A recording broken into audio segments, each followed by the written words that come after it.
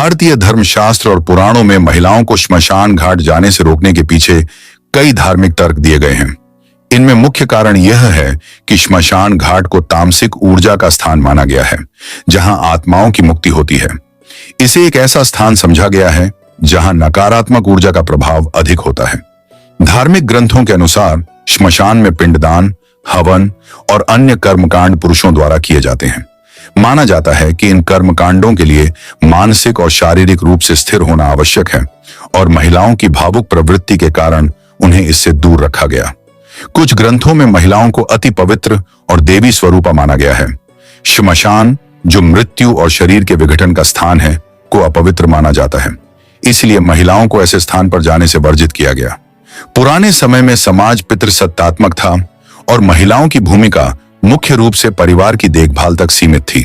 श्मशान घाट जाना पुरुषों का दायित्व समझा जाता था और महिलाओं को इससे दूर रखा गया। महिलाओं को शारीरिक और मानसिक रूप से अधिक संवेदनशील माना जाता है। श्मशान में मृत शरीर, क्रियाकर्म और शोक का माहौल महिलाओं के लिए मानसिक आघात का कारण बन सकता है। पुराने समय में श्मशान घाट अक्सर घने जंगलों या निर्जन स्थानों में होते थे, जो महिलाओं के लिए असुरक्षित माने जाते थे। इसे भी महिलाओं के श्मशान जाने से रोकने का कारण माना जा सकता है। कुछ तांत्रिक मान्यताओं के अनुसार श्मशान घाट ऐसी जगह है जहां आत्माओं और अदृश्य शक्तियों का वास होता है।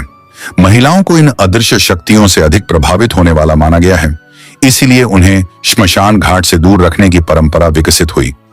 मोक्ष का शाब्दिक अर्थ है मुक्ति या बंधन से मुक्ति।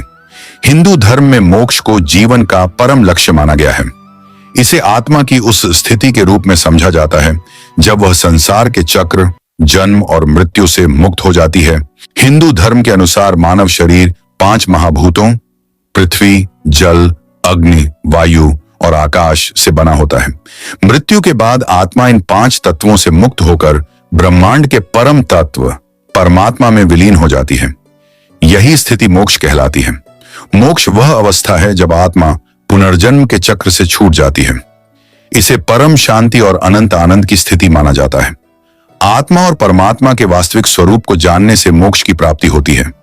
यह ज्ञान व्यक्ति को ब्रह्म से जोड़ता है। ईश्वर की भक्ति और उनके प्रति पूर्ण समर्पण मोक्ष का एक सरल मार्ग माना गया है।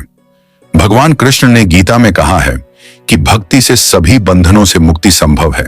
निस्वार्थ कर्म और अपने कर्तव्यों का पालन करते हुए फल की चिंता न करना कर्म योग का सिद्धांत है। यह मोक्ष प्राप्ति का एक और मार्ग है। ध्यान और योग के माध्यम से आत्मा को शुद्ध किया जा सकता है, जिससे मोक्ष की प्राप्ति होती है। मोक्ष का महत्व केवल हिंदू धर्म में ही नहीं, बल्कि जैन, बौद्ध और सिख धर्मों में भी है। इसे सभी धर्मों में आत्मा की सर्वोच्च स्थिति माना गया है।